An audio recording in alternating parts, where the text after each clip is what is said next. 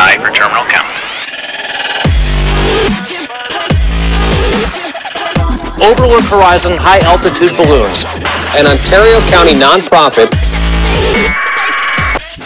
This is no ordinary balloon. What a view! Over 110,000 feet. This is incredible. 5, 4, 3, 2, 1, launch. Hey guys, Tori here from Overlook Horizon, coming to you live. A little bit of late night action tonight for the next SpaceX Falcon 9 launch here today. We got a second go around here for the Block 5 booster. I'm super excited, even though it's 1:20 in the morning. Maybe that contributes to some of the excitement. I'm just amped up and ready to go. But I'm excited for this one. Another Block 5 booster for today. And we're also got a landing attempt happening for today, which it's been a really long time since SpaceX has actually had a legit landing attempt. We've had so many Block 4s that they've been doing away with and just discarding. Finally, we get another landing attempt. The autonomous spaceport drone ship, of course, I Still Love You, is out at sea, and that will be obviously a night landing as well, which is a little bit on the more unusual side for SpaceX. I mean, it's not outside their capabilities, but we don't see a lot of night landings for whatever reason. But lately, last couple of weeks, it seems like we've had all these early morning launches, late night launches. It's been kind of crazy. But we've also, it's been an extended stretch here. Not a lot of launches the last couple of weeks. The last one we had was CRS-15. That was the end of June. So now here we are approaching the end of July, and we're finally getting on track for another launch. But not to worry, because SpaceX is really ramping up, and actually the spaceflight industry in general is really ramping up for the next couple weeks here, because we've got, so tonight is the launch of Telsat 19 VANTAGE, or 19V. That's what's happening tonight, big communication satellites. We got just 3 days from now out on the West Coast for Vandenberg. That's coming up this Wednesday, the 25th. That's going to be Iridium 7. That's the next set of next 10 Iridium satellites going up on the West Coast. That's just 3 days from now. Real quick turnaround time, so that's exciting. Then we've got the Dragon capsule coming back. Oh, and don't forget too, on the West Coast, we got a landing attempt, because that's going to be Block 5, third Block 5 booster, and that's the first one for the West Coast. So we got, on the West Coast, you got another Block 5 landing attempt, and we've got the big fairing recovery attempt that's going to happen on the West Coast. So a lot happening on Wednesday. Then you got the Dragon capsule coming back from CRS-15, coming back from the International Space Station. And then after that, then you've got, what's the name of it? Telcom 4 is going to launch August 2nd, I believe, is the date on that. So a lot happening there. And then we've also got August 6th is the Parker Solar Probe. So much happening here. It's crazy. So super excited for everything that's coming up here. We're going to kind of jump right into it. If you haven't been at one of our live streams before, we're a little bit new today. Normally we simulcast on YouTube and Facebook at the same time, but we've actually expanded that out. It's a little bit experimental tonight. It's a late night one. I figure, what the heck, we'll experiment with it. So we're live on YouTube, we're live on Facebook, we're live on Twitch, and we're live on Periscope. So hello to everybody out there in the interwebs, YouTube, Facebook, Periscope, Twitch, everybody watching here. Super excited to have you guys joining us along. I'm going to try to keep up with all the comments, but I've got a whole monitor here with comments that it's going to try to keep track of, so I'm going to try to get to everybody. But I do see a bunch of our regulars I see the next bunch of regulars here on YouTube. Sorry, I was reading a notice from Nightbot. I don't know. Nightbot was yelling at me about some kind of command that it doesn't like. I don't know what that is. Nightbot's our moderator on YouTube. But hey, Alex. Hey, Tyler. I see a bunch of regular names that I recognize from the past. Glad to have you along here. And a whole bunch of comments flying past on Periscope. A lot of people commenting on the intro video. Some people think it's fake and CGI. It's not fake. That's real. That's from Overlook Horizon 9. That's our flight last August, almost a year ago, actually. And And then a couple people commenting about our balloon flights and things like that. So yeah, we definitely have time to talk about a bunch of that afterwards. Hopefully the Periscope one stays live and working. I'm actually not streaming at Periscope's recommended stream parameters. But it seems to be working fine right now. So if it works, great. If Periscope decides to drop me, then I'm sorry. You'll have to join us on YouTube or Facebook or Twitch. But it's working fine now, so hopefully it stays that way. But yeah, and Alex says, "Where's Gregorius?" Gregorius, our moderator. I don't know. I thought maybe Gregorius would join us tonight, but haven't seen him yet. So yeah, what's happening for tonight? Let's switch over here and let's get right into it, because I do have, so up over my shoulder here, this is the SpaceX broadcast. So like I started saying, if you haven't joined one of our launches before, I'll have the SpaceX broadcast up. We'll talk about it. We'll go over what's happening for tonight. I'll answer some of your questions the best I can, and we'll watch the launch together. We got about 30 minutes after launch until the satellite separates, so we got some time to chat and see what's going on and see how everybody's doing. And then we'll watch the satellite separate, and then we'll call it a night. We'll wrap it up, and I'll go to bed. So yeah, it's 1:25 in the morning. Oh man, they're starting already. Oh man, wow, this is early. This is very early for them. I don't know why they're starting the broadcast. All right.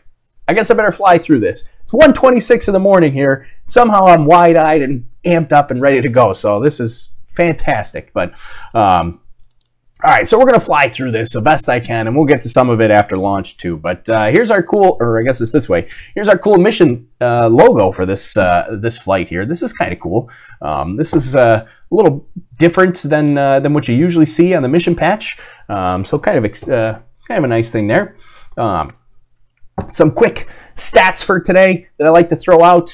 First use of this booster. So this is B1047 Block 5, second Block 5 we've seen. First one was on Banga Bandhu back in, what was that, May? I think it was in May. So yeah, second launch of Block 5. Fourth drone ship landing at night. So I talked about earlier, it's kind of rare for a drone ship landing at night. This is only the fourth time they've done that. So we got that going for us. Hopefully we can get some decent video. I can't remember how that looks for a night video, but I'm sure they'll show it. 12th Falcon 9 launch for 2018. I would normally try to rifle all of them off, but I'm going to skip past that because we got to fly through here. So usually they start this like 15 minutes from now, but maybe they're just going to run the music until I got to mute this here because it's playing in my ear. Let's see, 13th SpaceX launch for 2018. So that one extra is the Falcon Heavy. That obviously isn't a Falcon 9, so that's the one extra difference there. The 35th launch from Slick 40, Space Launch Complex 40. This is the same one that I actually got to go walk up to for the NASA test mission. So this is not the big historic one where you saw the shuttle and Apollo and things like that launch from, but it's a little bit further south. It's like 2 launch pads south of 39A. Smaller launch pad, but SpaceX uses it pretty frequently for their Falcon 9 launches, so you see a lot of them go off there. 49th launch from the East Coast. We've got the West Coast as well, and then soon we'll have a Texas launch site for SpaceX. They're building one in Texas as well, but right now we just have East Coast and West Coast here. 58th Falcon 9 launch overall, and the 64th for SpaceX in total. The extra 6 launches there are the 5 Falcon 1 rockets and the 1 Falcon Heavy there. So there we go. I feel like I'm talking a mile a minute here trying to get through all of this because they start playing this broadcast. It makes me nervous that they're going so fast. But so one thing to mention here for tonight, if you're a frequent follower of SpaceX launches and what they do, timeline and things like that, normally fueling starts at T-minus 70 minutes. That was all on the Block 4 boosters. That was the most common thing that we've seen over the last couple months and years or so.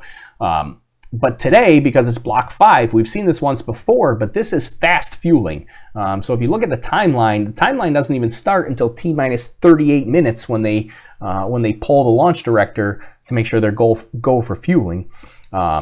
So usually from my end, when I'm planning the broadcast, about T-minus 70 minutes, I get to look at it and I see, okay, launch director's given the go for fueling. We know that that things are going to happen here. Usually once they start pumping fuel into the rocket, that's a good sign that we're going to have a launch for tonight.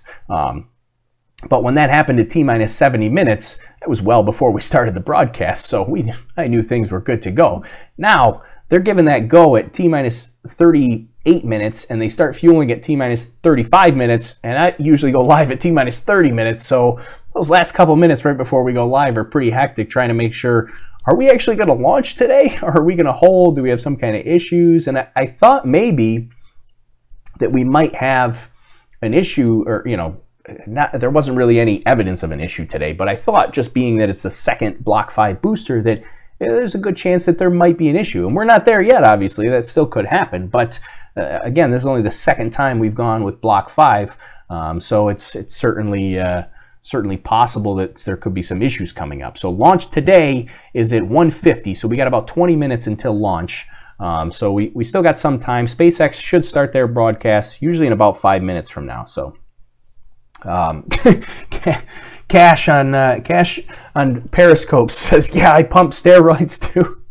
Is that in reference to my giddy up and go here today, that I'm just flying through everything?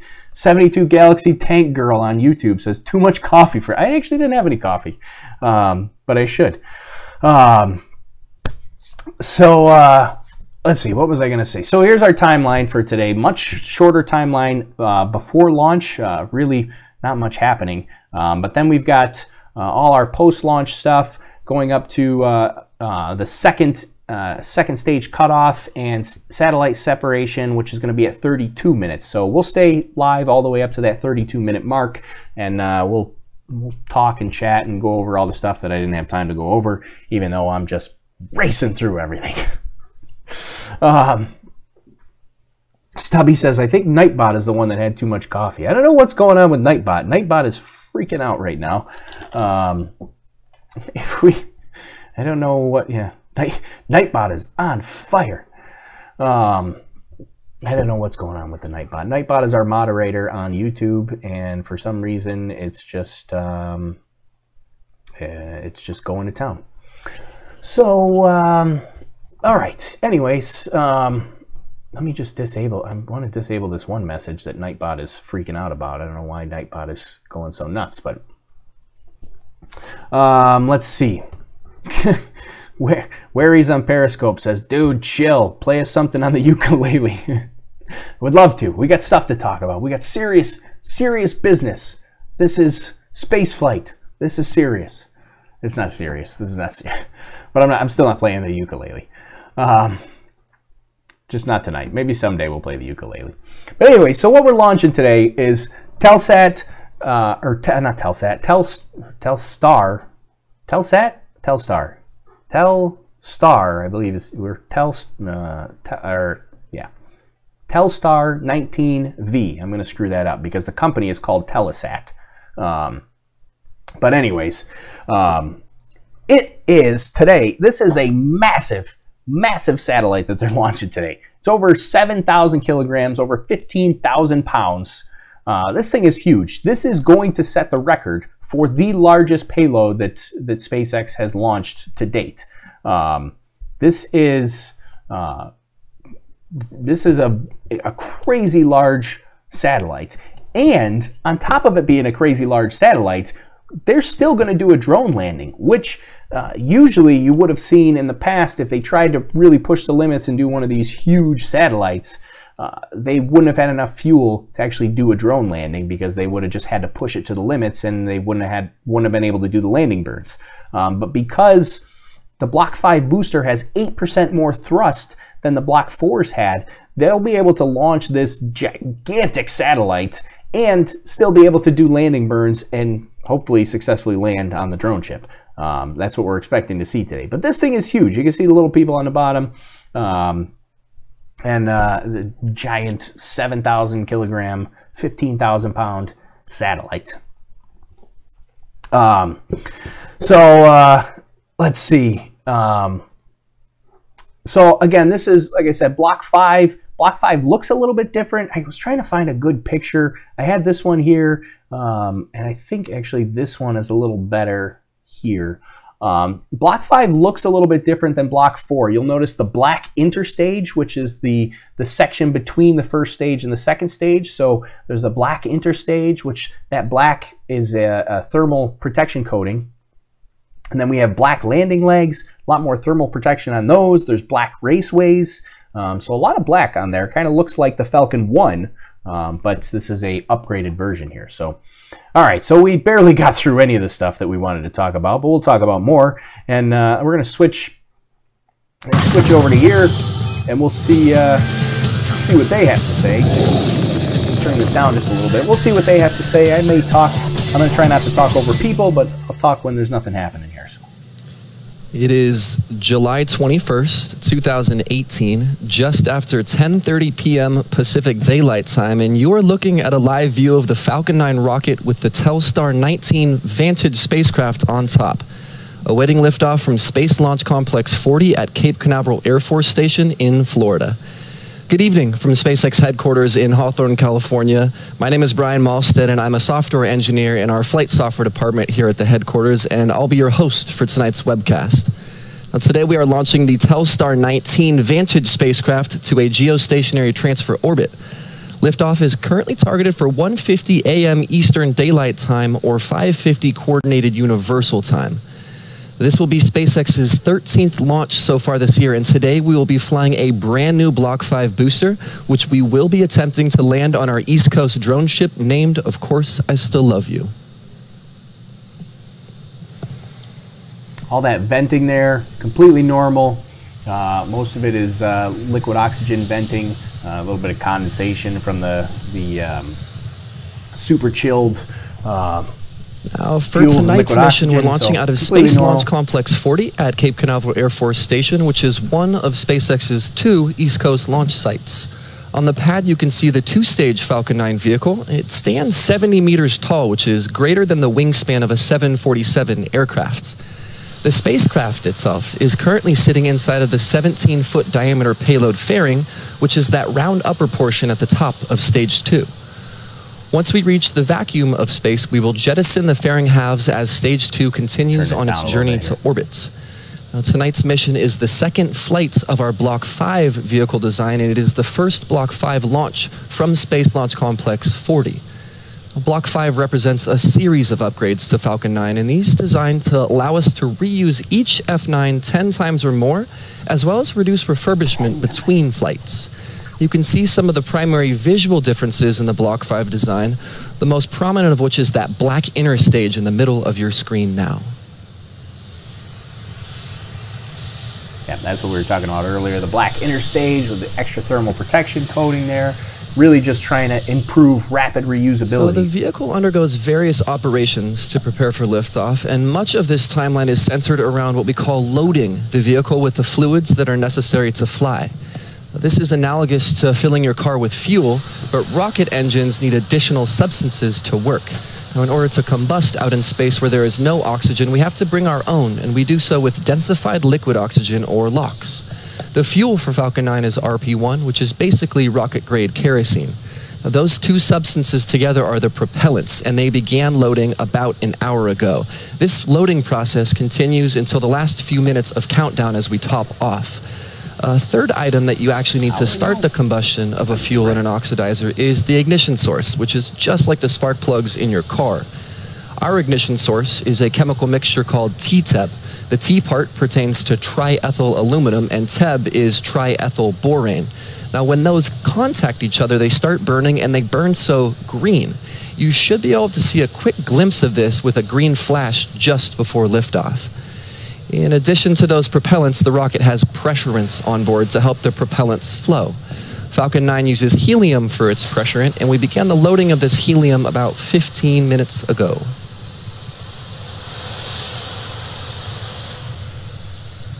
Yeah, so that T-tab, especially when you get these night launches, that's the igniter fluid. Regarding weather out there at Cape Canaveral, we're currently 60% favorable in status for liftoff, with the primary watch items being cumulus and thick layer clouds. The maximum upper level winds that we're seeing right now are coming from the west, and they're coming in at about 30 miles per hour at 40,000 feet. Now, we generally want to keep all winds to be under about 30 miles per hour, and we also ensure that there isn't too much wind shear. Now, wind shear is when winds at different altitudes are moving in different directions, so they create that shearing condition on the vehicle. The team will continue launching weather balloons to check the statuses at those various altitudes, and they do so every 30 minutes. But overall, weather continues to be go from Space Launch Complex 40 at Cape Canaveral Air Force Station. A lot of weather balloon launches for these rockets, and that's where we tie in. The next pre-launch milestone that we have coming up is what we call engine chill. This is where we flow a very small amount of liquid oxygen through the engines to cool them down to their operating temperature.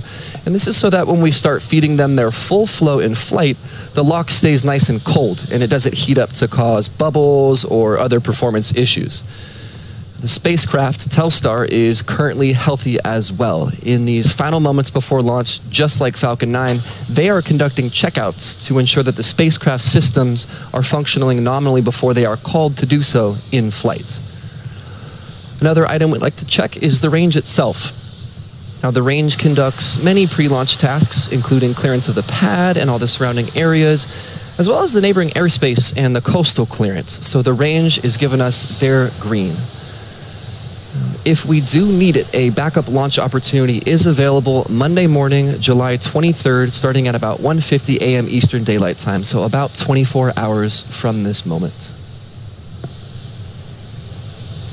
So I started saying, I'll try to get it out, that T-tab is the igniter fluid. So tonight, SpaceX is launching Telstar 19 Vantage.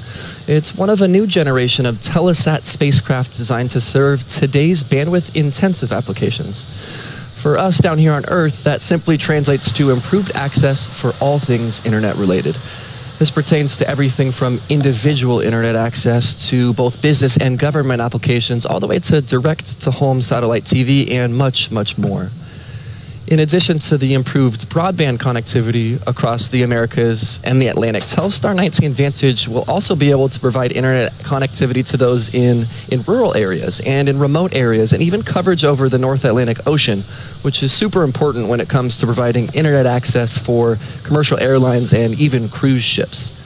So in addition to being able to kick back and enjoy an in-flight movie or check your email from 35,000 feet, the aircraft crews and the maintenance teams are also able to benefit from this in-flight connectivity. So here's a closer look at the Telstar 19 Vantage satellite we'll be launching tonight.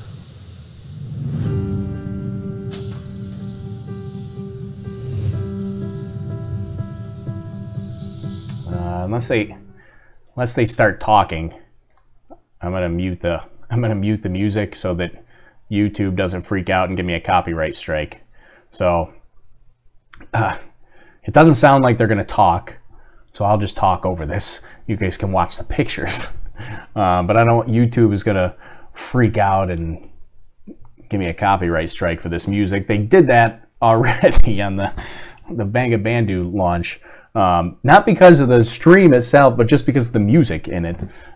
So I try to mute any of the music that they play here. So a couple of people want to know. NC Torres wants to know: is this really live or is this a replay? No, this is live, NC Torres. This is live. This is happening now.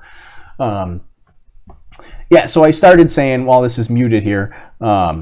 Keep an eye on the right at the engine area. That T-tab is a bright green flash that ignites the engines. I don't know. I really like watching that. I just find that it's kind of like a little bit of an Easter egg that you get to see that little flash, and you know that that's the actual igniter fluid before you see the big bright orange of the engines themselves. So, but look at this. This thing is just enormous.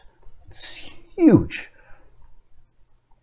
Crazy how big this is, but yeah.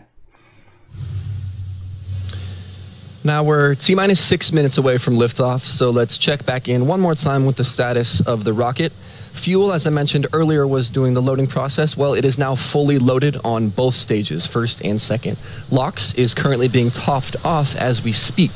Now you can totally see the venting coming from the side of the vehicle right now, and that's because of a very simple reason. We cool the liquid oxygen down to very cold temperatures to phase change it into a liquid. But when the outer layer of that liquid is exposed to the standard temperature and pressure of Florida's air, it evaporates back into a gas, and that's what you're seeing on your screen there.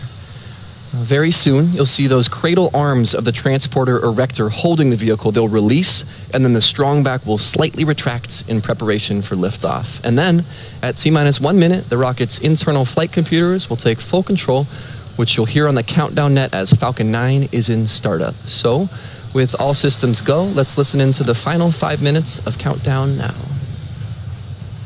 Yeah, and again, I mentioned it earlier. This satellite it's 7,080 kilograms, 15,600 pounds. This is huge. This is going to set the record for the largest payload for SpaceX. So this will be fantastic, and they're doing a landing. So not only is this a record payload, but they're still going to do a landing with it, which is crazy and super excited. That's, I think, what I'm most excited about. And I think I'm a little bit excited because we haven't had a launch in like 3 weeks. So I've been going through withdrawals, SpaceX withdrawals here. So they also, one thing that's super awesome, they've just recently, the last couple launches, they've started miking up the launch pad, so you can hear those vents, the venting happening, and I don't know, those pad mics are fantastic to actually hear all the activity happening at the pad. It's awesome. You guys are probably going to yell at me for talking over it, but the audio is fantastic. We can't listen to that for like 5 minutes straight, but for the last little bit, we will we'll listen in on that audio. 72 Galaxy Tank Girl, honestly, what percentage of you want something to go wrong? No, none of me, actually. I know it might seem exciting to see something go kaboom. I don't like that, because that means that the whole space industry comes to a screeching halt. And I'd rather see everything just go perfectly fine, because that just means progress. It means they're gonna ramp up, and they're gonna do more flights, and they're gonna bring them closer together, and it's just gonna get us that much closer to returning to the moon, or going to Mars, or doing more awesome stuff. You get something that goes wrong, that's awful. It's awful for everybody. I mean, it might look cool for 5 seconds. Stage 1 locks is closed off for flight. It's awful for the whole situation. So,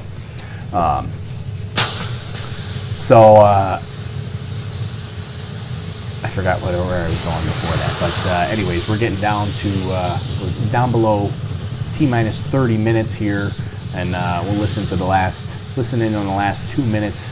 I'll try to be quiet so you can actually hear all the pad mics and the venting and all that kind of stuff. So, and we'll have launch. We'll watch the landing. And then while we're waiting for the satellite to separate, we got about 20 minutes there. We'll do some more talking, but this is the really cool part, right? So I'm gonna shut up here for a little while. Just be quiet. We'll just watch and listen. I say I'm gonna be quiet. I don't know if I can actually be quiet the whole time, but I'll try. I'm gonna try. Maybe I'll talk quiet. Got a bunch of somebody's telling me where. Periscope, they're telling me to shut up. All right, I'll be quiet. Sorry. Stage 2 locks is closed off for flight.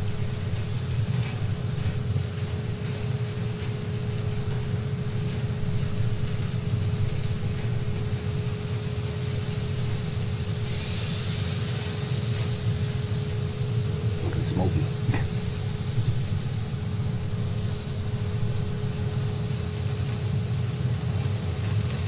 I know it's block 4. There was one huge vent right about 125. Yep, this one right there.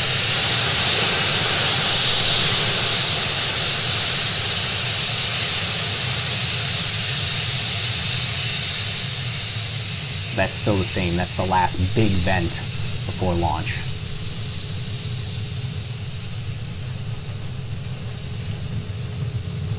AFTS is on for flight.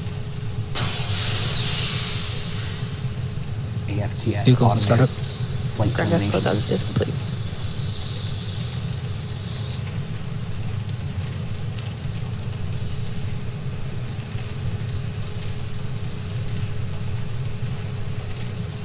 for launch.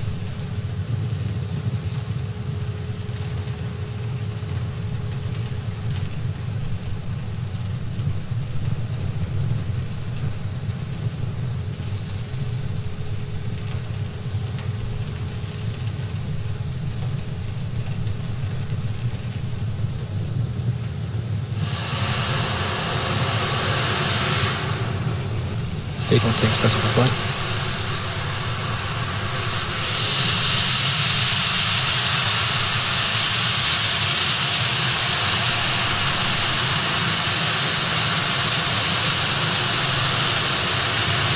One, zero, ignition, liftoff.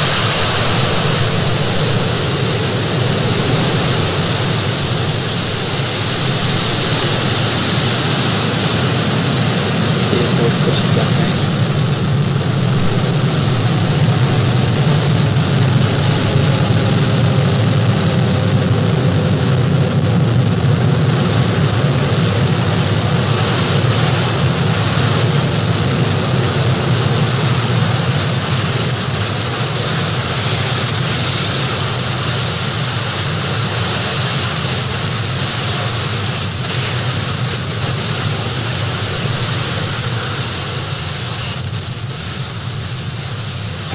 And we've had successful liftoff of the Falcon 9 rocket as we see all 9 of those first stage Merlin engines glowing beautifully, carrying Telstar 19 VANTAGE to geostationary transfer orbit. Now upon ascent, we go through max Q as our first milestone, and again, that's the maximum aerodynamic pressure. It's an important milestone because it means that from that moment on, we're going through thinner and thinner atmosphere and less stress. Vehicle has reached maximum aerodynamic pressure. And we've got that confirmation on the nets that we have gone through max Q. So again, less and less stress in the vehicle as we go up and up from here on out. Now, we're going to come through 3 events in pretty quick succession, and those are MECO, then stage separation, and then second engine start, or SES number 1. Now, those represent the cutoff of those 9 first stage engines that you see burning right now. Those will stop burning. Then the stages will separate once neither stage is burning, and then the second stage, once separated, will start its burn, and that's called SES, or second engine start number 1. Those 3 events will happen pretty quickly in a 10-second span, starting about 30 seconds from now. Again, MECO, separation, SES. Yeah, it should be at about 2:30 is when that's scheduled for. Funky says the stage's landing is the best part if they show it. They should show it. I'm expecting them to show the landing.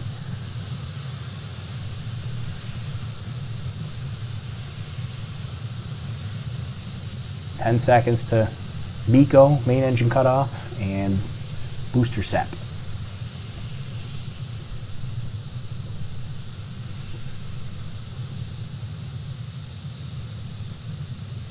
MECO. There you go. Stage separation confirmed.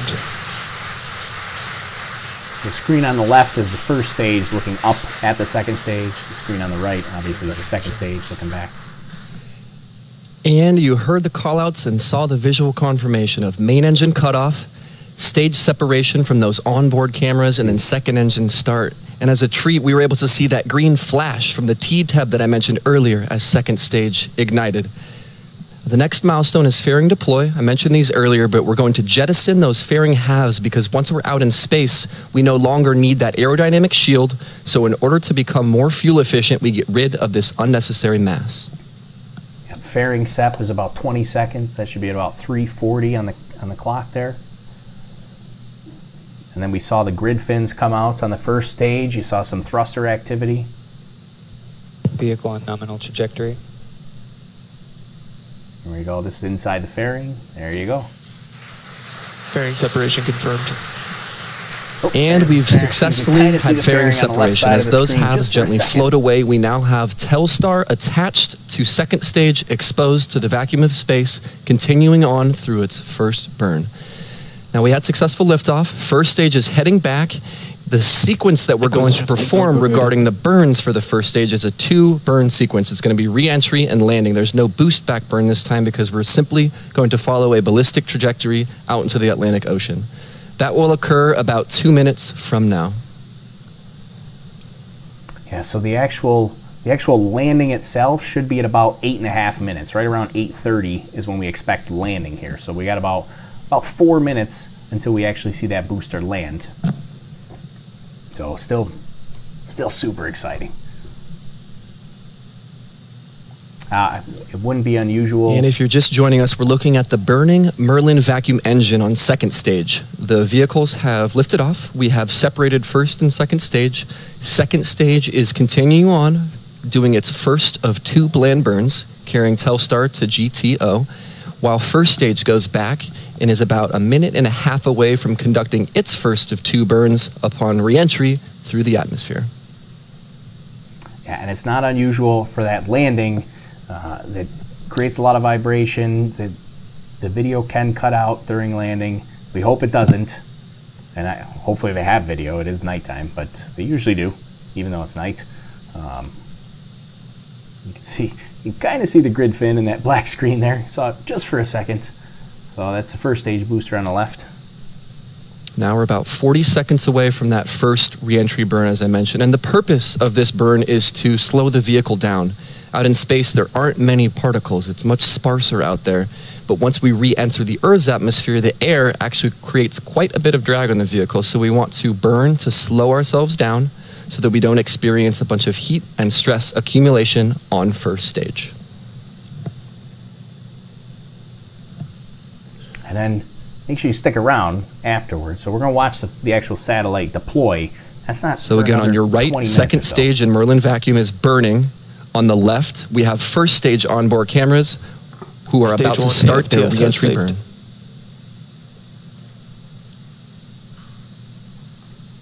So after we see, hopefully, a successful landing, we're going to talk Stage 1 entry burn has started. And there you have it. This burn will last for about 20 seconds. And again, a quick eye would notice the continuity of that TTEB green flash again as the engine's ignited.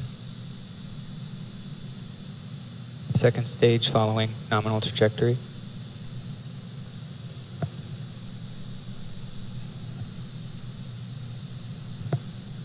Stage 1 entry burn is shut down. And the burn has concluded. To give some scope for what that burn did, we're currently traveling about looks like 17,000 kilometers per hour. That is multiple times the speed of a commercial airliner. And in about 1.5 minutes, we're going to be touching down on that drone ship. So in the course of about 90 seconds, we're going to be going from many times the speed of a jet to 0. So it really shows the efficacy of those burns as they decelerate the vehicle. Now, as we continue this this landing sequence of first stage, second stage is going to continue its action as well. Second stage, second engine cutoff, so SECO number 1, that will conclude right in the middle of the landing sequence. So the landing burn will begin about 10 seconds later up in space. Second stage will stop firing its engine. And then about 5 seconds after that, back on Earth, the first stage will finish its landing burn and hopefully touch down on the surface of course, I Still Love You. It's crazy how well they can time this whole thing out. As we go supersonic here, we're about 20 seconds away from the landing burn, and then again, 10 seconds to SECO, and then 5 seconds after that to landing.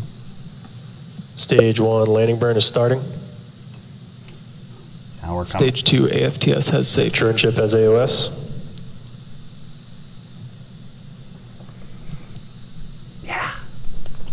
Come on. Come on. Stick it.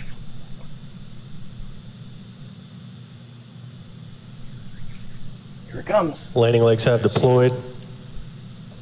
Ah, cut out. No.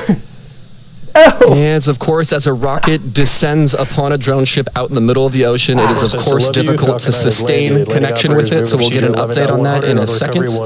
But we return back now to the primary mission, which is second stage with Telstar. Now, SECO should have occurred as well.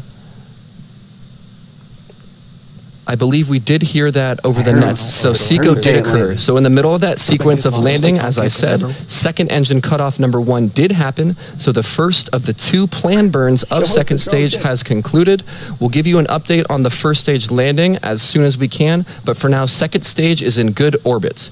At this moment, we're going to enter about an 18-minute coast phase.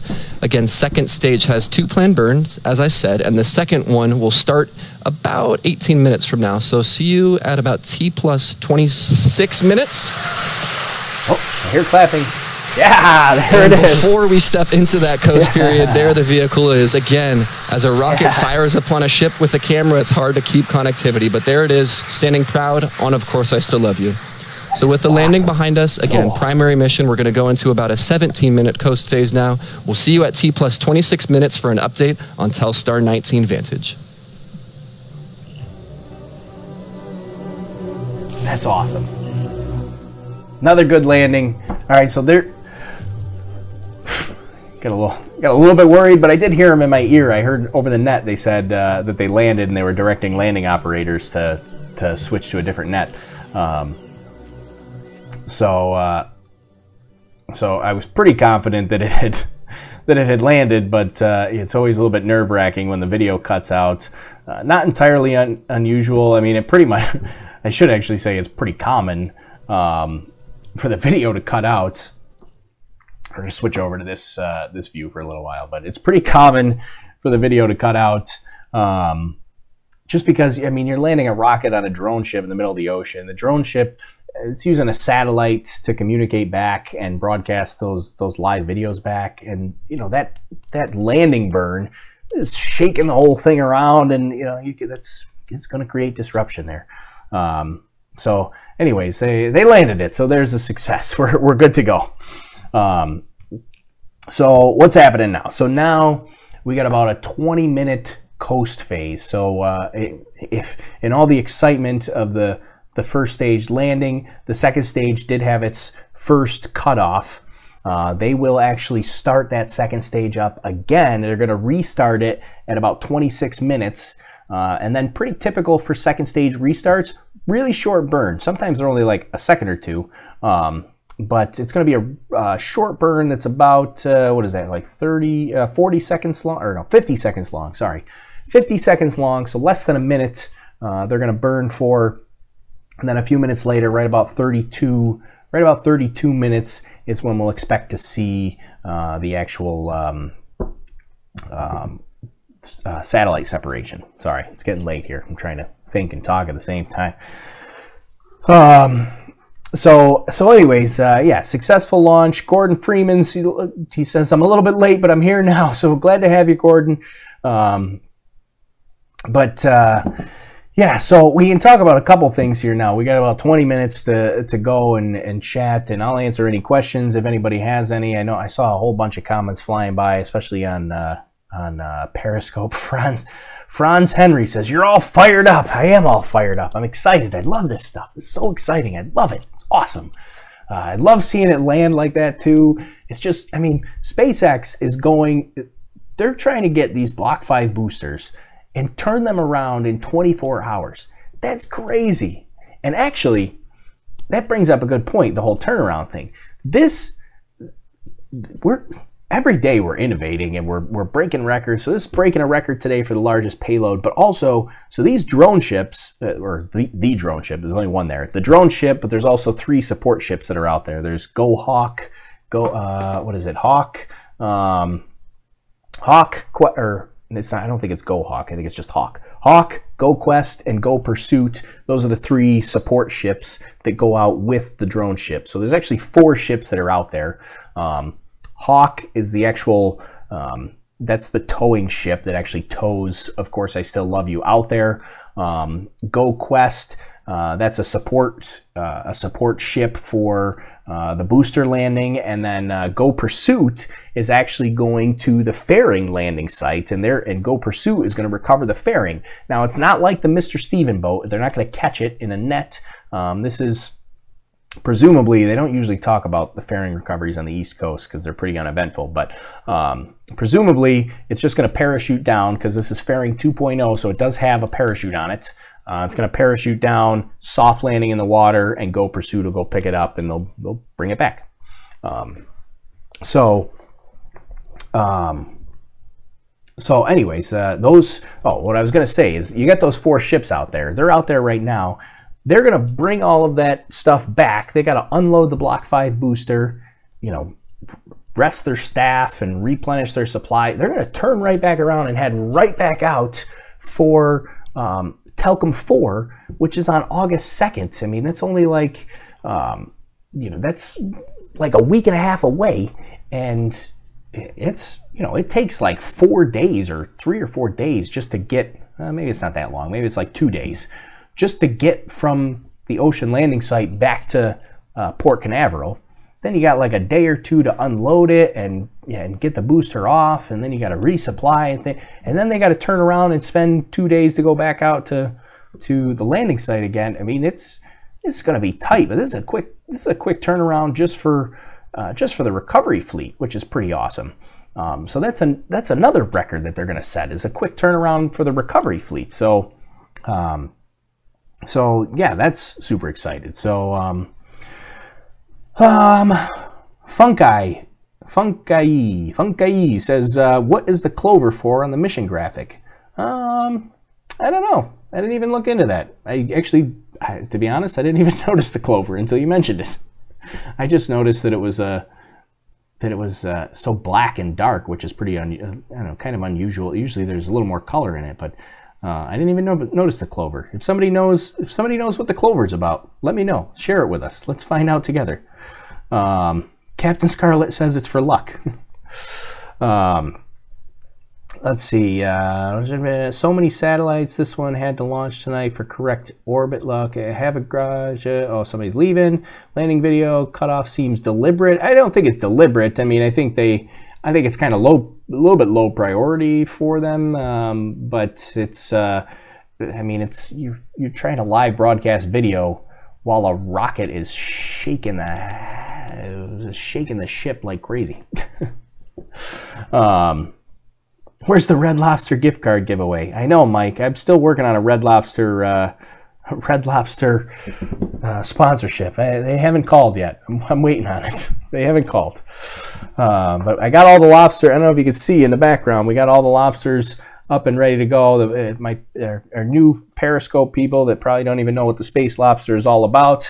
But the space lobster, if you see this guy, we got like 3 lobsters. You got this big lobster here, this little lobster here, and then this one here. This is the space lobster. It's actually it looks like it's kind of hanging there. That's because it is. It's actually mounted, ready to go on our flight, Overlook Horizon 15, which is coming up soon. We don't have a date yet because we're waiting on the weather. Weather's kind of crummy right now.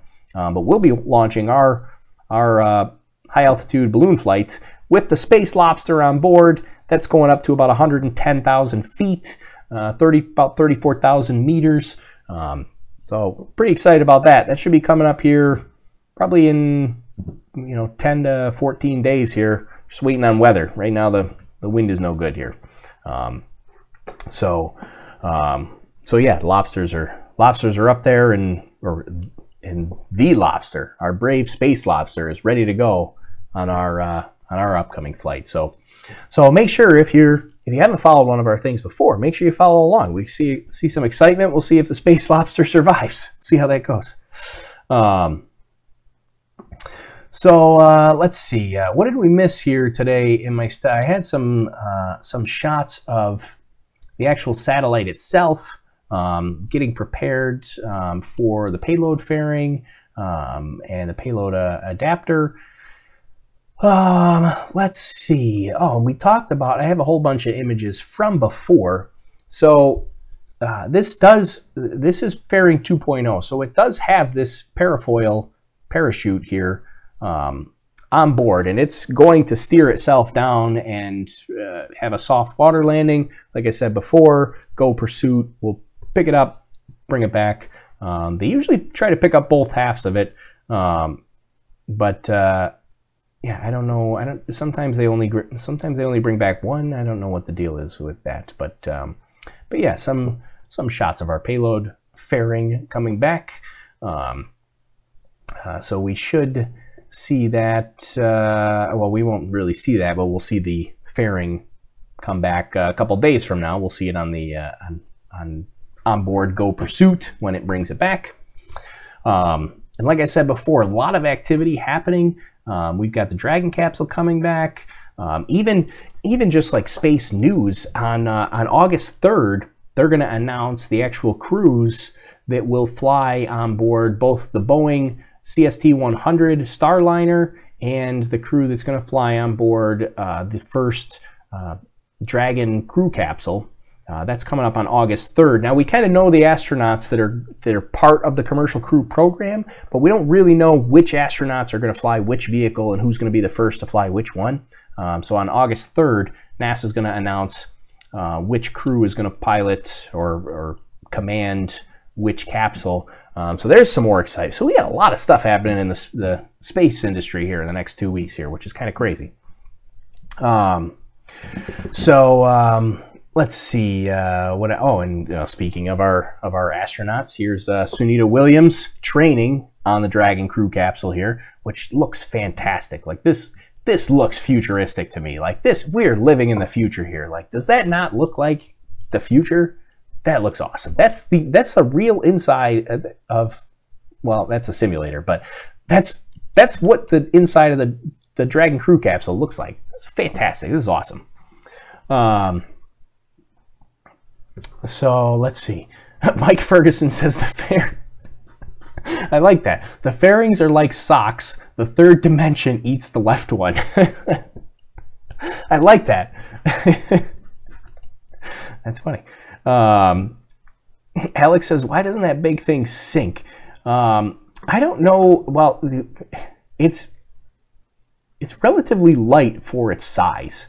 So here's a shot of the thing actually floating in the water. I mean, it pretty much floats like a boat, but it's made of I don't know what is it, like reinforced carbon or something like that. I forget what it's made. Somebody tell me what it's made of exactly. But it's pretty, for the size. Like, that thing is enormous, but for its size, it's pretty light, and displaces a lot of it can kind of just sit on top of the water. And let's see, Tori, this is now, not past. Feels like the future, Gordon. Pony says that Sunita looks like Starman. Well, Starman was wearing, there's a reason for that, why Sunita looks like Starman, because Sunita is wearing the same spacesuit that Starman was wearing. So Starman was wearing the official SpaceX spacesuit, and obviously Sunita, as if she is one of the ones that actually commands the Dragon crew capsule, she will be wearing the SpaceX spacesuit. So let's see.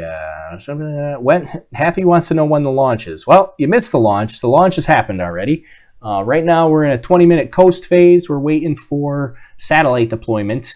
So launch has happened, and we are waiting for satellite deployment or satellite separation. That's going to come up. We still got about 10 minutes until satellite separation, so that's coming up. So Mike is on fire tonight. Mike says the reason why the fairing floats is because the space lobsters group together to keep their mothership afloat. I like that one too. That's a good one. Okina Diku wants to know, does it land like that every time? I'm no expert on this, and they have yet to show us actual live footage of the landing, but I would believe that the answer is yes, simply because the way it parachutes down, the parachute is on the inside of the payload fairing. So when it parachutes down, it always parachutes this direction because all the support structure comes from the inside of the fairing. And so presumably this is how it comes down, and it's going to land, outside, with the outside of the fairing touching the water. So I would say yes, it does always land like that, although I have to put an asterisk there because I have yet to actually see one land live. They don't show us live video of that landing. I really want to see that. Really what we want to see, and actually I have a video for you. I forgot about that. We have a video to watch about the landing and recovery, but it's about Mr. Steven, because in 3 days from now, on the 25th, Wednesday, we got another flight coming up on the West Coast with Mr. Steven. They're going to do a booster landing. It's a Block 5, first Block 5 on the West Coast. They're going to do a booster landing, and they're going to do a fairing recovery attempt. So we got 2 recovery attempts happening on the West Coast.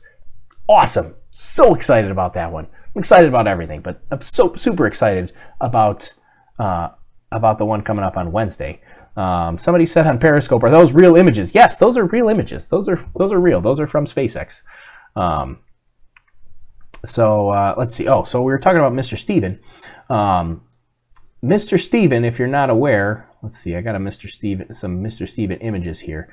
These are old images. We're gonna go look at some new images. But Mr. Steven, this is the old Mr. Steven, is a recovery vessel that basically looks like a big upside down. It's kind of like a big upside down catcher's mitt.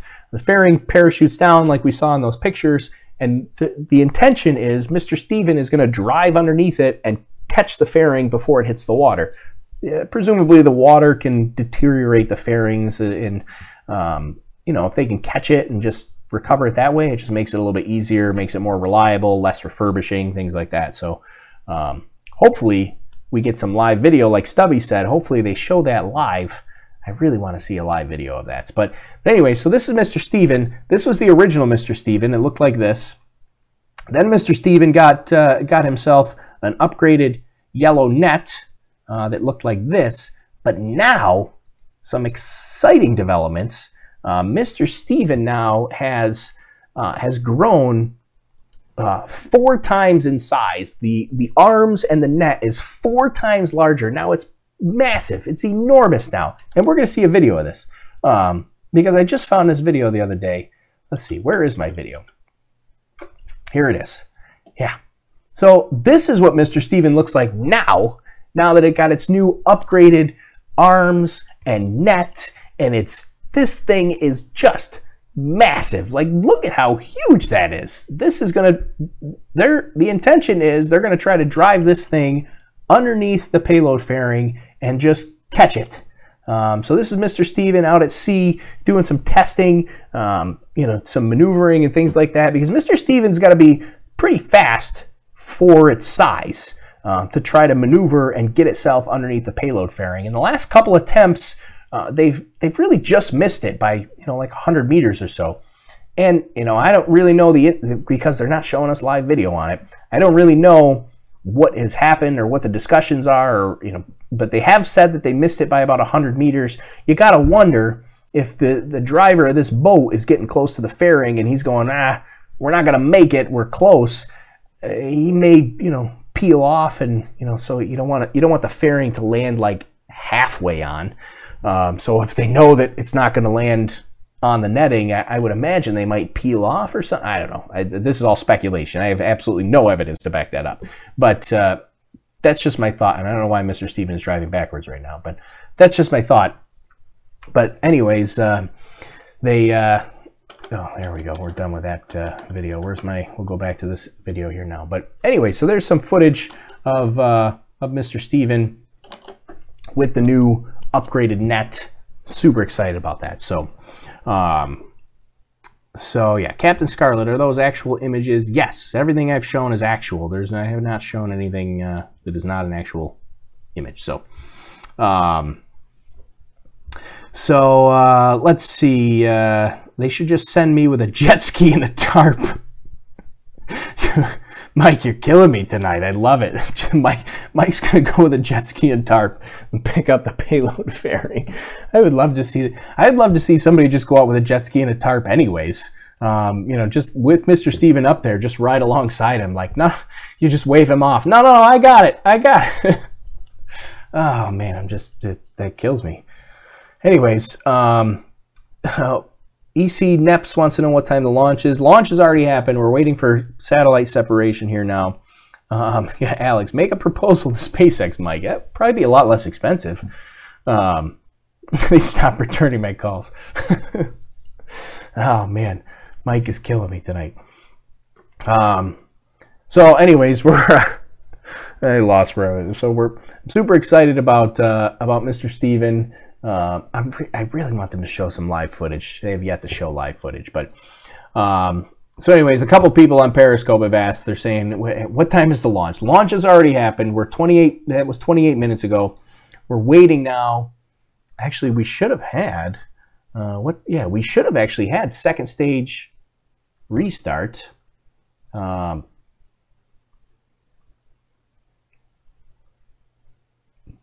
we haven't had any activity on the stream.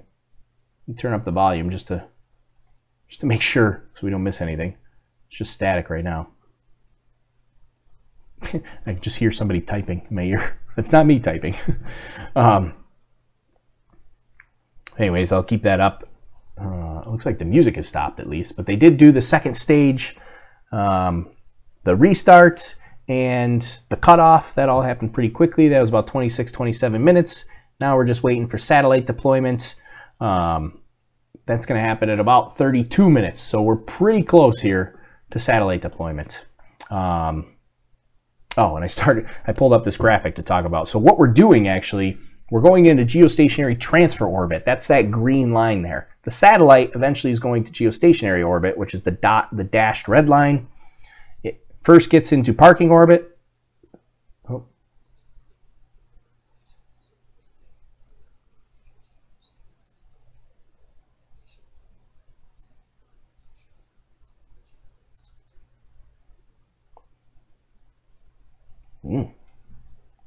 That's interesting. Did we miss it? Did I have it turned down here? Well, we'll go back and listen in a second. Maybe we missed something. Hold on. Oh, you guys didn't hear it. I had it on mute. I'm sorry. Okay, so you didn't hear what I just heard. Let me just turn this down a little bit. So he said they're waiting on confirmation.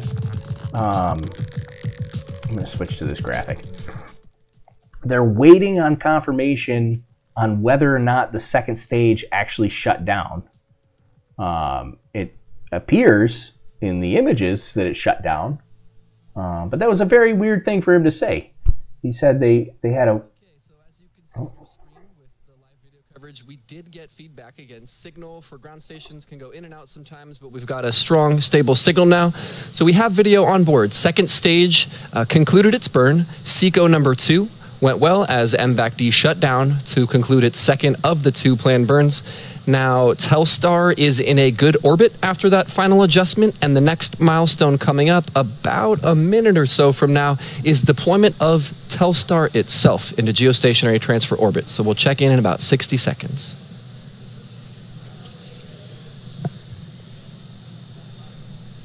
Gumbo Living on Periscope says, I gotta relay this to Mike on YouTube, but Gumbo Living says, I think you need 2 jet skis to hold the tarp open. And Utisquina also says you need 2 jet skis to hold the tarp open. So we're back to music here. I'm gonna keep this low. So yeah, sounds like maybe they just lost tracking for a moment.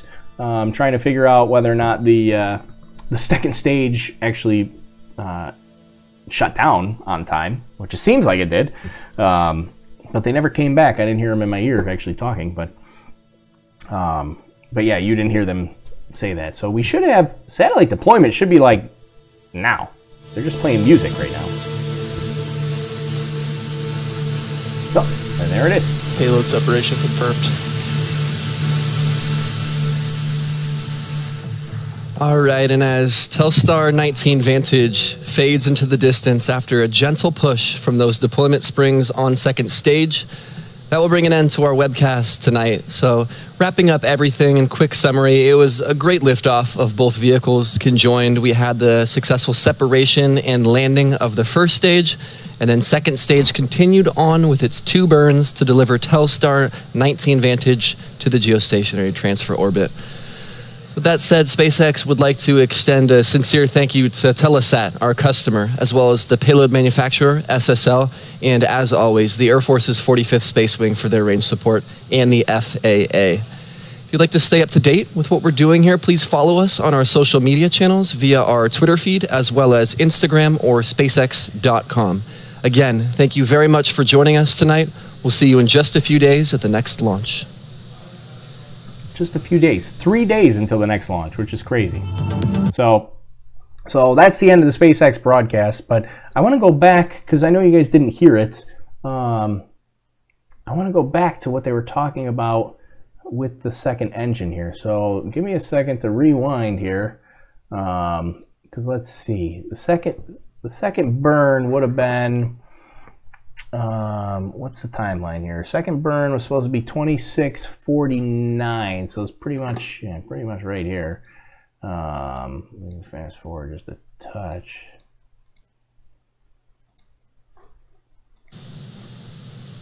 Seeker, which is second to reignite to.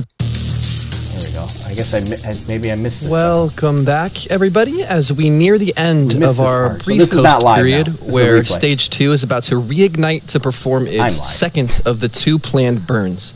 Now we're about 40 seconds away from SES-2, which is second engine start number 2. Again, that's the second burn, and it will last for about 40 seconds, at which point you'll hear the terminating SECO-2 call-out, which stands for second engine cutoff number 2. So stand by about 20 seconds until SES-2.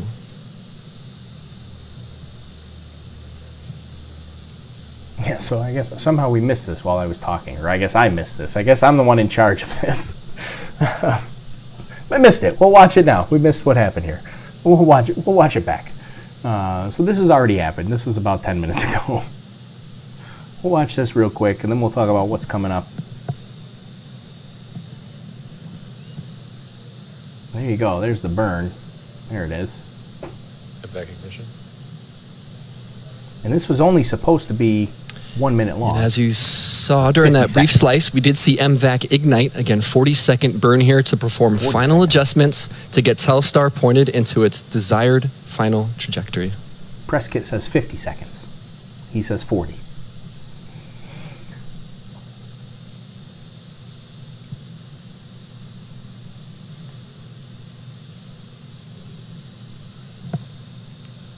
I wonder if maybe there's 10 seconds of like throttle up, basically, at ignition. I don't know. But that should have been cut off right, pretty much right there. But yeah, then he said something weird about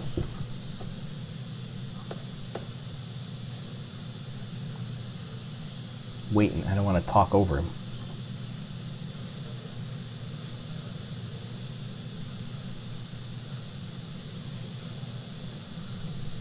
No, he's not going to say it. I just want you to hear what I heard. See if I'm crazy. But I thought it was weird what he had to say.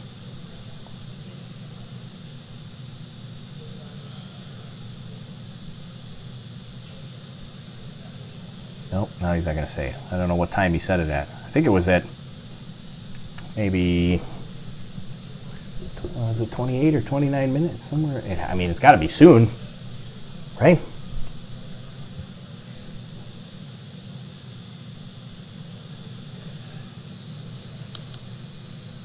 Here's the typing. I hear the typing again. We talked about that already.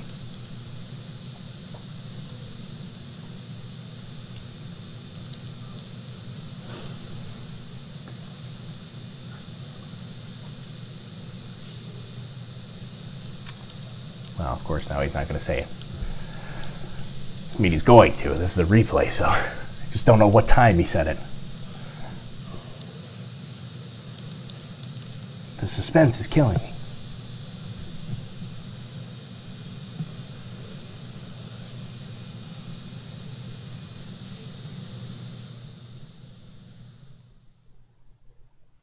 And then we just lost sound.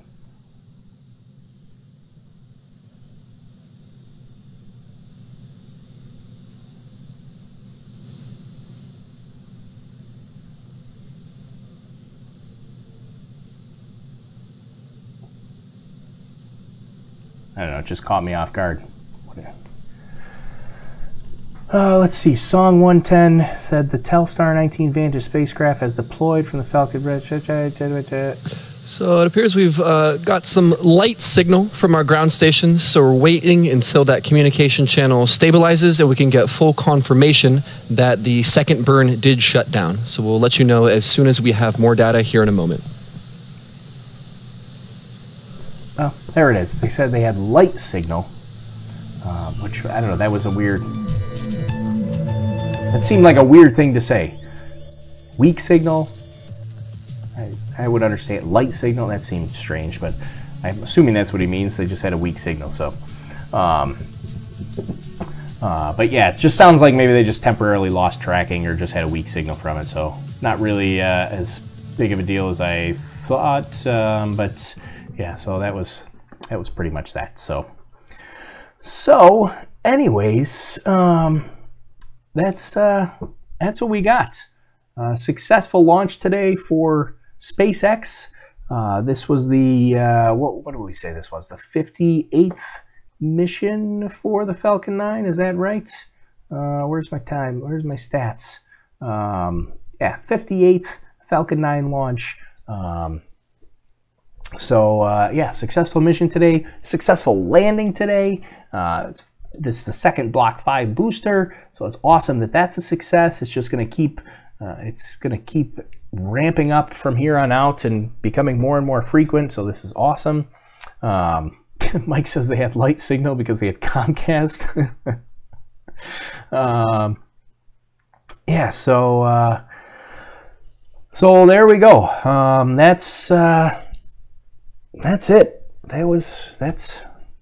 That's pretty much it. So let's talk about what's going to happen going forward. So we're pretty much done with our launch for today. Coming up Wednesday. This is an early morning launch on Wednesday. I think it's like 7:40 Eastern time on Wednesday. So that would be what's that? 11:40 UTC. Is that right? I believe that's the time. I should probably look that up before I tell you guys all what time it's on. I'm pretty sure. I think it's like 7:39 or something like that. Let's see. Iridium, yeah, 7:39 a.m. Eastern Time, 4:39 Pacific, 11:39 UTC. So that'll be the next launch. That's a really exciting one for me as well, because we got a Block 5, first Block 5 for the West Coast. They're going to do a landing attempt on that. That's on Just Read the Instructions. That's the West Coast drone ship. And then they've got a fairing recovery attempt. And then we're going to do... I completely just lost my train of thought. I was thinking too far ahead. So yeah, we got a booster landing, a fairing recovery. Then the next live broadcast after that will be probably, well, it's either going to be our flight, Overlook Horizon 15, or it will be Telcom 4, which is coming up on August, is it the 2nd or the 3rd? Telcom 4 is August 2nd. Then we got Parker Solar Probe, which I'll probably broadcast as well. That's on August 6th. So a lot of exciting things happening. Got a whole bunch of live streams coming up. So if you're watching on YouTube, make sure you subscribe to the YouTube channel. We always broadcast on YouTube. We've also got the Facebook channel that we broadcast on as well. But I usually don't pay attention to a lot. I can't keep track of the comments on Facebook. It's really hard to get the Facebook comments up while I'm streaming. So anyways, we got the YouTube channel you should definitely subscribe to. I'm going to try to start streaming on Periscope more often. Seems like we had a bunch of Periscope people hang out with us tonight, so that was always it's always fun when we have a bunch of people hanging out with us. So thanks everybody on Periscope. This was the first time that we've done a launch commentary broadcast on Periscope. I wasn't sure it was going to last the whole time, but looks like it did, because we're still streaming live on Periscope. So thanks everybody on Periscope for joining us. I didn't actually, I'm supposed to have the Twitch comments here, but I don't see any of the Twitch comments coming through, so I don't know what we got for Twitch comments. They're supposed to show up here on this panel, but I don't know. It's either not working or nobody commented on Twitch. So, anyways, let's see. Sorry, I'm reading some comments here. Gordon says, or wait, let me back up a little. I'll get to your question, Gordon, here in a minute. Alex has got to wake up at 4 o'clock in the morning. Oh, that's a shame. That's an early one. Yeah, it's like 7 for me, which is not too bad. It's normal wake up time at least. It's still early to do a lot of talking, but it's at least it's not like the CRS mission where I was up at like 4 o'clock in the morning. Like Alex is going to have to get up, but at least you're just watching, Alex. You just got to watch and comment. You can comment too. Let's see. Mike says, I wonder if the Falcon 9 is California emissions compliant. I have a feeling it's not, but maybe it is. Babe Aware is out on Wednesday. That's like 5 a.m. your time. Hope you can watch the replay. Hey, you can always catch the replay. We'll have a replay for sure. All right, so then Gordon's question was, why are they landing in 90% drone ship? This 10%, it's Falcon Heavy question mark. I don't know if I understand that question, Gordon.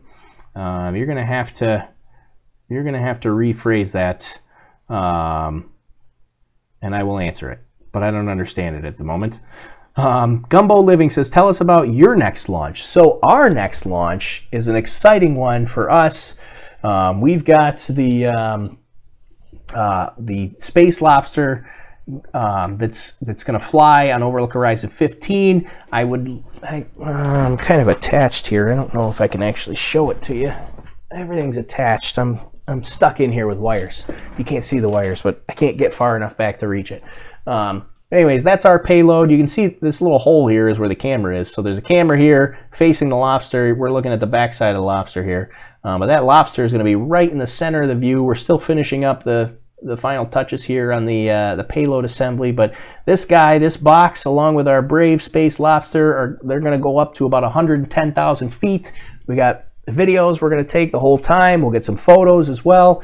Hopefully it's a success. We'll see how it goes. But that's coming up pretty much ASAP. As of right now, the only thing we're waiting on is just the weather. The wind was not good, is no good for the next 7 days. I can only do wind predictions 7 days out, and as of right now, the next 7 days are no good for wind predictions. So, so it's going to be at least 7 days before that flies. We're just waiting for this this weather pattern to get past, because if we tried to launch now, it would land in the middle of Lake Ontario, and I can't go get it out there. We don't want to lose the Space Lobster. We're going to try our best to get the Space Lobster back, because we're going to auction them off. So if you want to own the Space Lobster, it's not an expensive thing, but we're a 501c3 nonprofit organization. Our goal is increase science education, technology education, all that kind of stuff in kids and even adults. Everybody that follows along on here, if you're an adult, I'm assuming most people are adults here considering it's 2:30 in the morning Eastern time, but who knows, maybe our foreign followers or younger kids, but we try to get everybody more interested in science and technology. But we're a 501c3 nonprofit charity in the United States. So if you do want to contribute to the auction, you can go to overlookhorizon.com/auction. Or you can look at the Flight 15 information page, and there's a link to the auction there as well on our website at overlookhorizon.com. So if you do want to take home the Space Lobster, I'm gonna throw you an exclusive deal. I'll even sign it, because I know everybody wants my signature, right? Like I'm a big deal. But we're gonna auction them off, and we'll send them out to you, and all the proceeds help fund our educational goals and help fund our flights and things like that. So so if you like this kind of thing and you want to own a lobster that went up to 110,000 feet, go head over to the auction page and place a bid.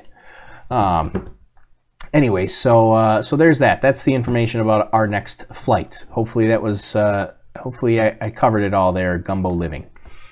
That was Gumbo Living on Periscope. So let's see. Mike put his toss sticker under. He puts his toss sticker under the pillow every night. So Mike's referring to the NASA test sticker, which looks like it says toss. He's putting his under his pillow every night. Watch the First Contact with Aliens is a foam cooler with a lobster duct tape to it. Let's see why they land 90% of flies on drone ship. If I think correctly, only Falcon Heavy land on land. Oh, okay. So I think I think I get the gist of your question. The question is, basically, why do we mostly land on drone ships and not on land?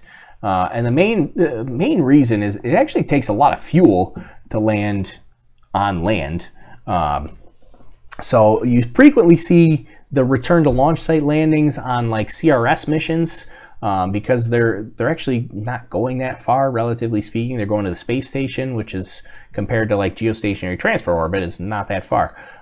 So they have the extra fuel on the CRS missions because you have to do 3 burns for a return to launch site landing. You got to turn it around. You got to do a boost back burn, which is basically completely changing the direction and sending it back to the launch site. Then you do the entry burn, and then you do the landing burn. If you're doing the ballistic oh man, it's getting late. If you're doing a ballistic trajectory, there we go, got it, and you're landing on the drone ship, then you're talking, you only need the 2 burns. You don't need the boost back burn. So less fuel needed. So they've been doing a lot of the, they do a lot of geostationary transfer orbit missions, which takes a lot of fuel, so not much left to actually land. So much easier to land on the drone ship fuel-wise.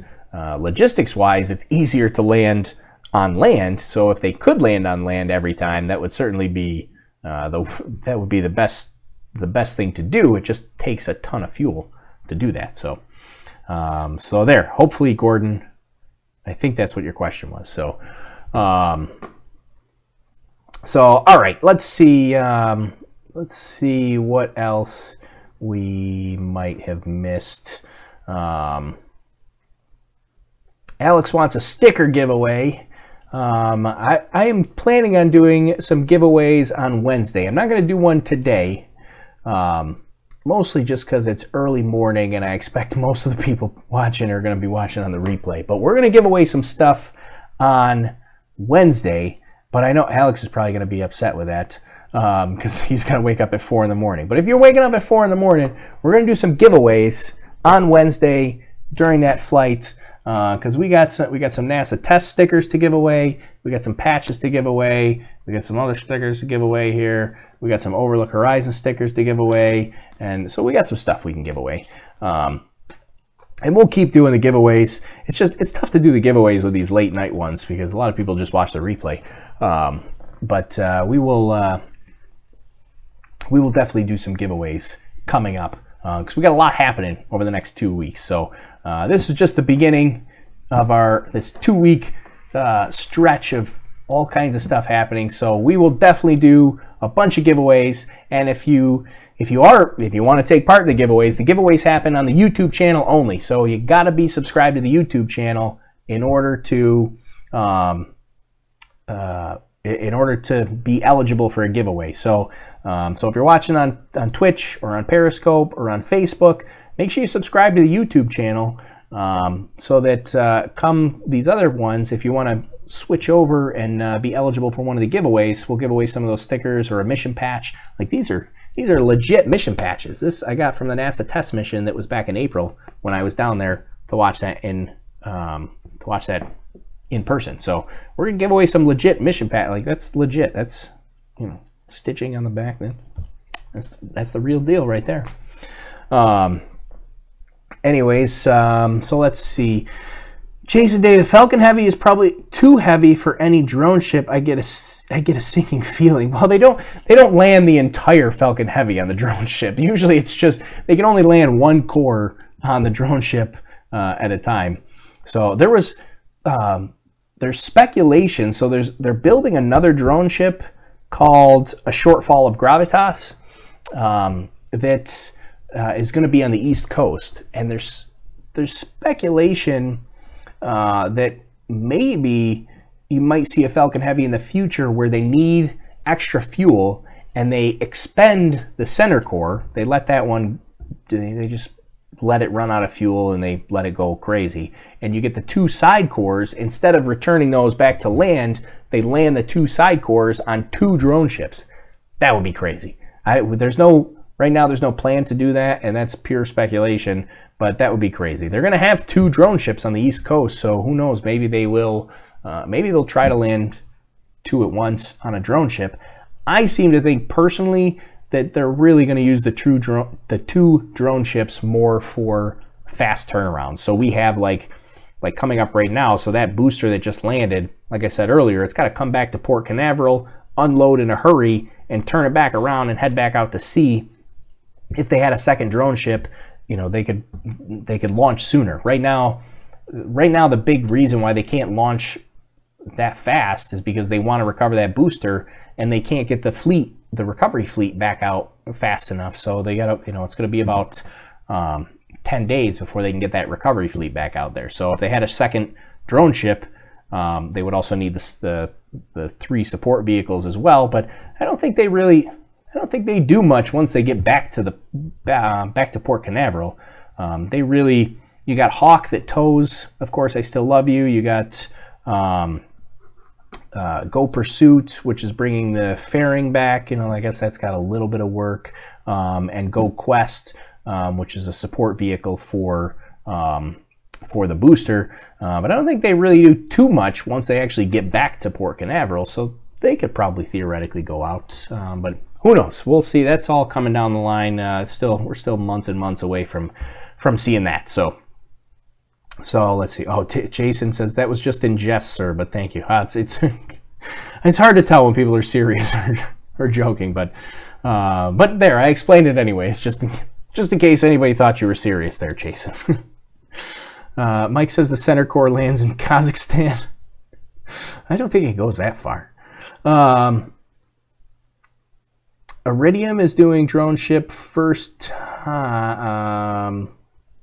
There's definitely going to be a drone ship landing on the West Coast. Are you saying that's the first time an Iridium flight has done a drone ship?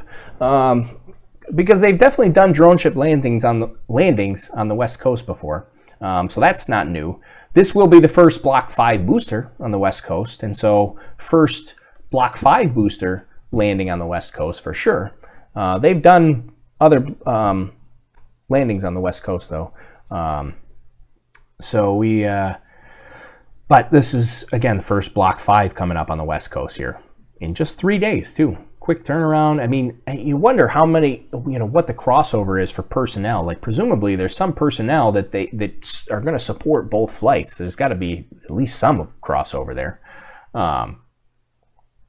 So there we go. All right. So how'd we do? Did we cover everything? Did I miss anything? Did we say it all? Or did we say too much? Don't answer that question. All right. Well, it's 2:45 in the morning here. It's late.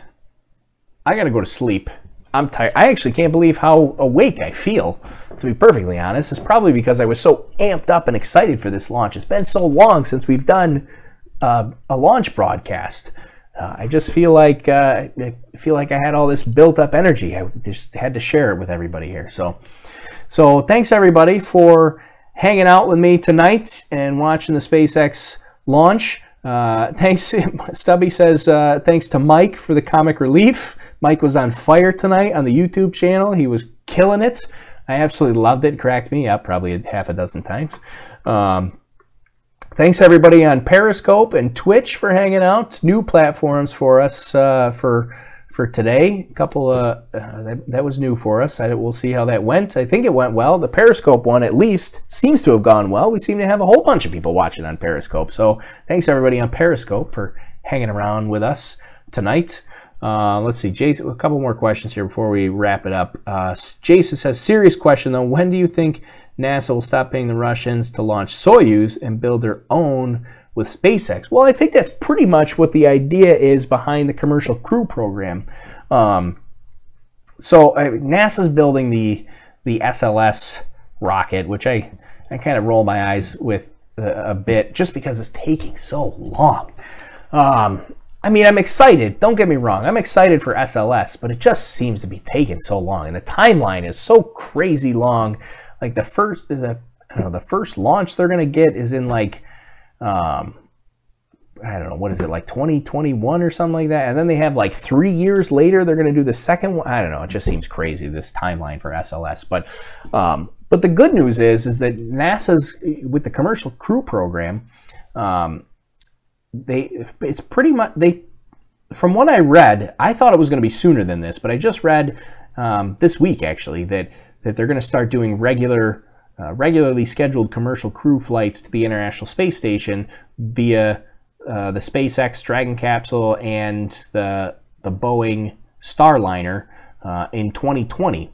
So really, we're only like a year and a half away from regular crew, regularly scheduled crew flights to the International Space Station. We should see crew flights sooner than that. At least some of the test flights, they may not be so regular, but we're expecting to see the crew capsule, or the Dragon crew capsule test flight coming up either end of August or early September.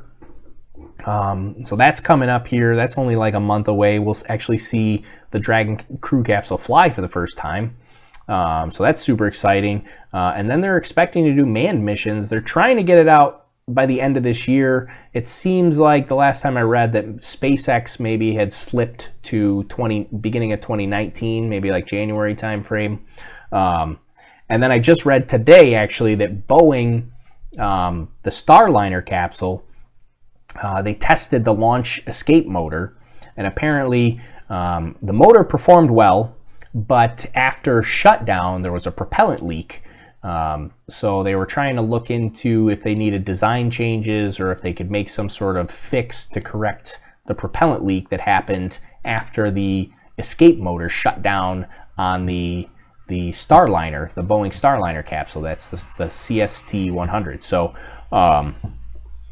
So Boeing, right now Boeing is scheduled to do a crewed mission in like November or December of 2018. I see, reading that news today, it seems like that might slip too, but I have not heard of any date slip there. But I mean, we're getting pretty close to bringing crewed missions, back to, for our U.S. astronauts, back to U.S. flights.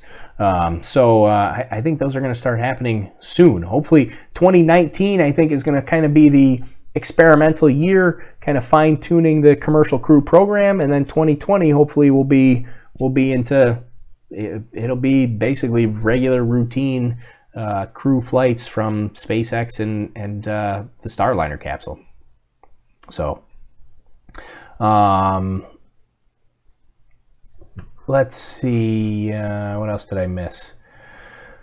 That will be so cool. Yeah, everybody's pumped about that. It's important work and everyone in the world is watching. I appreciate the professionalism they do. Yeah, it's super exciting. When humans are on board, we must be very precise.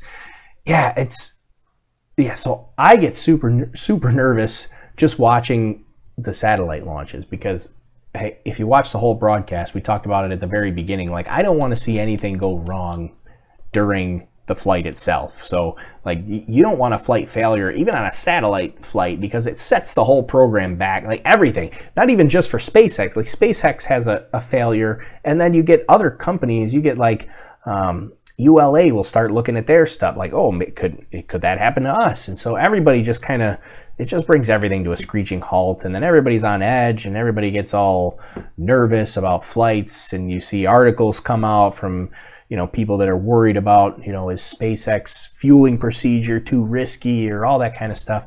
It's so you want everything to go well, and then things progress and you get advancements and things like that. So I get nervous just watching the satellite flights, wanting those to go well. I can't imagine what it's going to feel like for me as somebody that's not even really that involved, but even just for the people that are involved in the program, like what is that going to feel like knowing that there are humans on top of that rocket that you just launched? And I know it's launched a whole bunch of times successfully, but now it really counts. Like now if it goes kaboom, it's not just it's not just a computerized satellite thing here. It's people's lives. So that'll be super nerve-wracking, but I'm still excited because I think it's important. Like Babe Aware said, it's important work. I think we got to do it. We got to explore. We got to advance. It's good for technology. It's good for science. It's awesome. So, and Jay Angel says there is no space. So that's a conversation for a whole other day.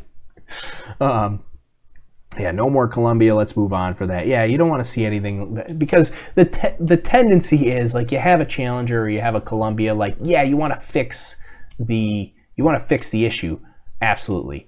But you also got to walk a very fine line, because you don't want to overreact. Like, you don't want something like that to happen and then you react so heavily that it stifles any innovation that you could possibly have. I mean, there's a fine line you got to walk there. Like, obviously you want people to be safe and you want missions to be successful and you don't want failures. But on the same time, we need advancement, and this is experimental. The space flight is experimental. We got to experiment. So yeah, you just don't want failures, because then you get some people overreact, and plus you get disasters, and it's a whole big deal. So there you go. There's my spiel. So all right. So we talked for a long time. It's almost 3 in the morning here on the East Coast. I got to go to bed. I'm tired, and I got to recoup for the next one. It's 3 days from now. So subscribe to the YouTube channel. Follow us on Periscope. I think that's what you do on Periscope. This is a new thing. I'm pointing to my Periscope like you could see it. My Periscope is over here. Yeah, subscribe to the YouTube channel. Thumbs up the video if you liked it.